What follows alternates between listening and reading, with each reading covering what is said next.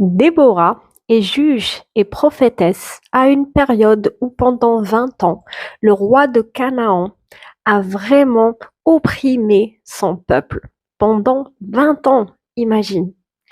Et cette femme-là se lève et demande à un certain Barack, rappelle-toi Barack Obama, entre parenthèses, Barack, voilà, il s'appelle Barack, et lui a demandé, viens, monte contre ce roi, le roi de Canaan, et tu auras la victoire, Dieu le dit, elle était prophétesse.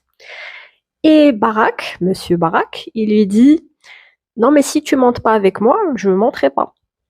Et elle lui dit, moi je veux bien monter avec toi, mais qu'est-ce qu'ils vont dire les gens? Ils vont dire que c'est une femme qui a délivré son peuple. Donc elle monte quand même avec lui parce qu'il ne part pas sans elle. Et elle a la victoire. Pendant ce temps-là, chacun combat l'ennemi comme il peut. Et il y a une femme qui s'appelle Jaël, pas Joël, mais Jaël.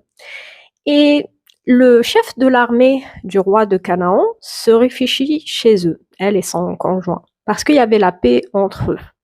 Et cette femme, Jaël, elle voulait pas de lui. Je pense qu'elle voulait que le peuple soit libre. Et sûrement.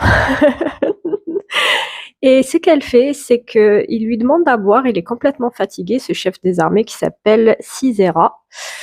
Il est complètement fatigué et il lui demande à boire. Et au lieu de lui donner de l'eau, elle lui donne du lait à boire. Et vous savez que le lait donne envie de dormir comme pas permis.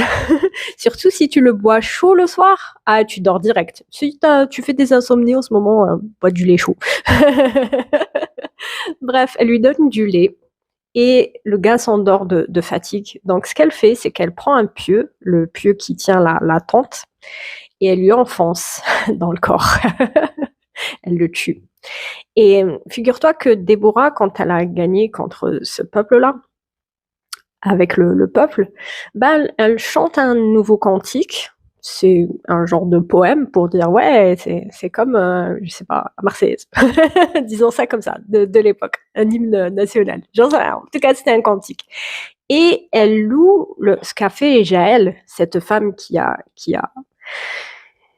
fait en sorte que le chef de l'armée du roi de Canaan soit mort. Voilà, c'était un petit résumé. Après, il n'y a pas grand-chose dans l'histoire de Déborah. C'est vraiment genre sur 2 feuilles à peine. Et voilà, je te bénis et je te dis bonne semaine à toi. Ciao, ciao.